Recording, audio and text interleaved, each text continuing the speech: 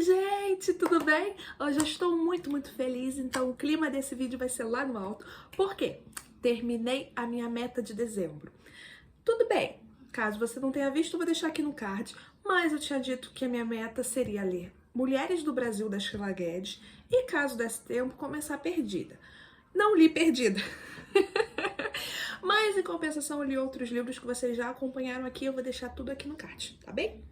Vamos falar sobre Mulheres do Brasil, que foi uma surpresa muito gostosa. Caso você não saiba, eu já escrevi um livro sobre a história do Brasil. Na verdade, é ficção, mas é um romance de época que passa na época da Revolução do Porto. Tem uma mini resenha aqui também que eu falo do meu próprio livro. Minha surpresa começou então porque ela começa com o Brasil Colônia, a história se passa no Brasil Colônia, então tem Ribeirantes, tem a questão indígena, tem a questão da escravidão, o livro é muito rico, ou melhor, os livros, tá? Lembrando que como eu li pelo Kindle, eu li o box completo. É necessário seguir sim a ordem, tá bom? Porque em todos os livros ela coloca o que vai acontecer no próximo. Ou seja, você já vai ler o próximo livro sabendo o que vai acontecer. Você só vai ler o desenvolver daquela história. Isso também foi algo que eu achei bem interessante. Nas notas da autora, a Sheila Guedes deixa claro que a intenção era fazer um romance de época de ficção, mas respeitando o máximo da nossa história. E eu, como sou completamente apaixonada pela história do Brasil, eu vi esse respeito, eu senti esse respeito e vi muita verdade na escrita da Sheila. Sem contar que a escrita é muito fluida. Você vai lendo, já acabou. Então, a Sheila abordou alguns temas que eu já mencionei aqui antes. Um deles, que é o que faz a história de fato se desenvolver, é das órfãs portuguesas que viviam à mercê da igreja, né? Elas eram órfãs e foram para o convento. Nesse convento, eles educavam, tomavam conta dessas meninas. E quando elas chegassem a uma certa idade, elas eram enviadas aqui para o Brasil para se casar com burgueses. Isso de fato aconteceu na nossa história. Inclusive, nas notas da autora, a própria autora fala sobre isso, né? Fala sobre isso, sobre a tentativa de embranquecer a colônia. Então, é um fato histórico que a autora tratou, além de ser com leveza, mas com muito respeito. Bem, dito isto, nós temos as três protagonistas dos três livros, que eu vou colocar a capa aqui. O primeiro livro a gente vai conhecer a Elisa e o Felipe. A Elisa, assim que ela chega no Brasil, primeiro tem toda a viagem, né? Elas vêm com a madre, tudo, passa o maior sufoco na viagem para vir pro Brasil. Chegou aqui no Brasil, a coitada dá o azar de ser dispensada, ou seja, ela não tem mais o noivo que a encomendou. E ela não tem mais esse noivo que a encomendou. Então, como saída, né, para tentar pensar no que vai acontecer da vida dela, porque ela foi largada à própria sorte, ela se junta ao Felipe com autorização da madre para ir em busca da amiga dela que foi raptada, que inclusive é a Catarina, que é do segundo livro. É aquilo que eu disse para vocês no início do vídeo. A gente já sabe o que vai acontecer no próximo livro, sabe? Por isso que tem que ler em ordem, porque no primeiro livro da Elisa e do Felipe, a autora já coloca as informações do livro posterior no primeiro. Então, se você ler fora de ordem, você vai ficar confuso, sabe? Eu acho que é até impossível de você conseguir entender e acompanhar os romances, sabe? Então, nesse primeiro livro, a gente já sabe o que acontece com a Catarina, a gente já sabe que a Catarina vai ser sequestrada e mostra, muito bonitinho, inclusive, a amizade entre a Elisa e o Felipe crescendo. Eles brigam, é claro que eles brigam, óbvio que eles vão brigar, mas mostra o carinho um do outro, sabe?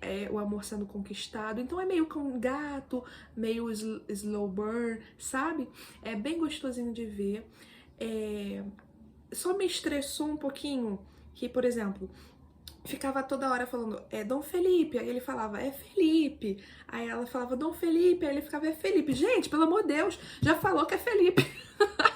Vai ser Felipe, então, entendeu? Mas aí essa repetição acabou me cansando um pouco, principalmente porque no segundo livro, da Catarina e do Aracauê, há também essa repetição. Ele fala a Tiaia, ela fala é Catarina. Aí ele fala, não, não sei o que, não sei o que é a Tiaia. Ela fala, não, meu nome é Catarina. Então, como foram 2 livros seguidos com essa mesma repetição, acabou que me incomodou, entendeu? Então, entre uma leitura e outra, entre a leitura do primeiro livro e do segundo livro, eu coloquei um conto.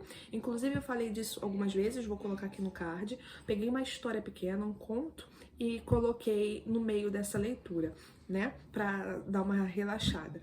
Mas não é uma crítica, gente, é uma coisa minha que eu não gostei, minha pessoal, entendeu? Que eu achei que ficou muito repetitivo, pra mim ficou cansativo, mas não é algo da autora ou algo da história, entendeu? É algo que a mim não me agradou. Mas a história do primeiro livro eu li em 2 dias, pra vocês terem ideia de como eu gostei, eu li em 2 dias, entendeu? E o segundo livro, A Catarina e o Aracauê, pra mim foi o livro mais rico em história do Brasil. Cara, pra vocês terem noção, a autora, ela fez diálogos em tupi.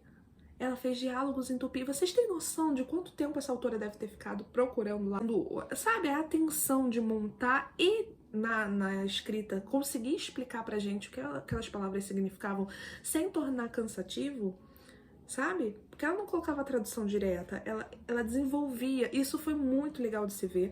O segundo livro, eu também, eu acho que eu li em 3 dias. Eu li em 3 dias, porque é mês de dezembro, né? Dezembro a gente tem muita coisa pra fazer. Mas pra mim foi o livro mais rico. E o que acontece no segundo livro? Catarina foi sequestrada. E adivinha por quem?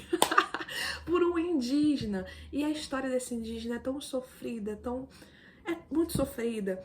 Mas por que ele sequestra ela? Sabe? Essas coisas que a gente vai querendo descobrir, a gente vai querendo saber. E é muito bonito, tá? Porque ele sequestra ela. Só que é um sequestro. Então mostra ela assustada, aí depois ela confiando nele. E depois as desgraças que acontecem na vida deles, né?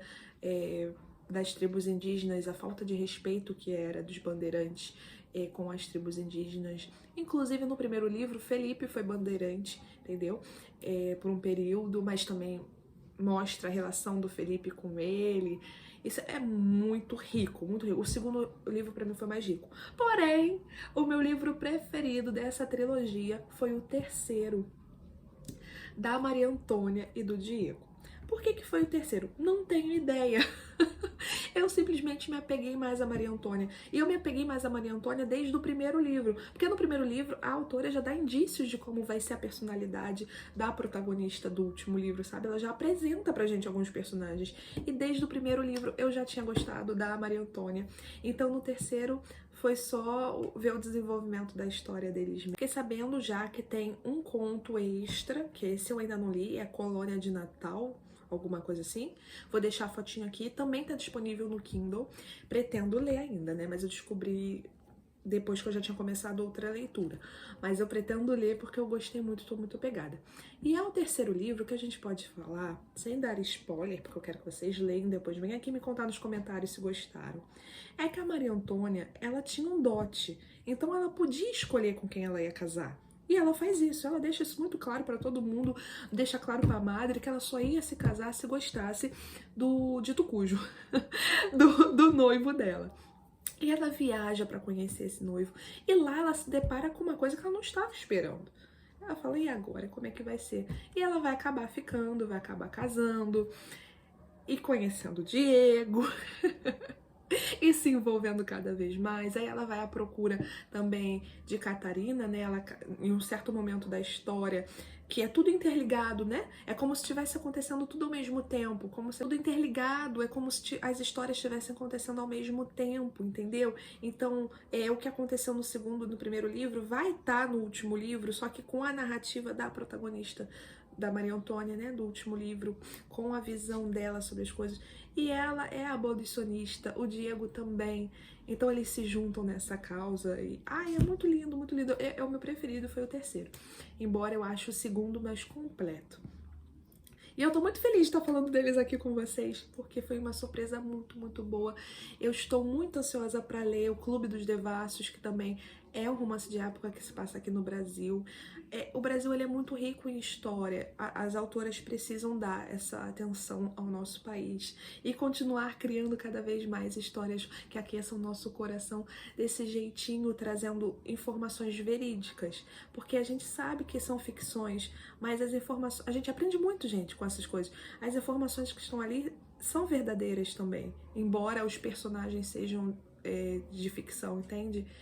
Então eu acho que todo mundo deveria ler Sheila Guedes, inclusive a Netflix, a Amazon, o HBO Max, todos os streams estão perdendo a oportunidade de fazer essa trilogia filmes.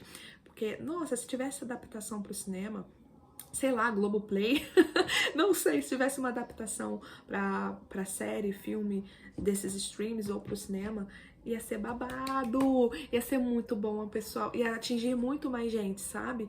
Porque a riqueza histórica é indescritível.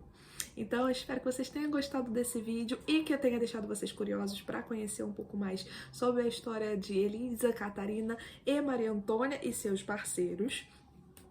E vamos lá, vamos ler e deixem aqui nos comentários o que vocês acharam, tá? Beijo!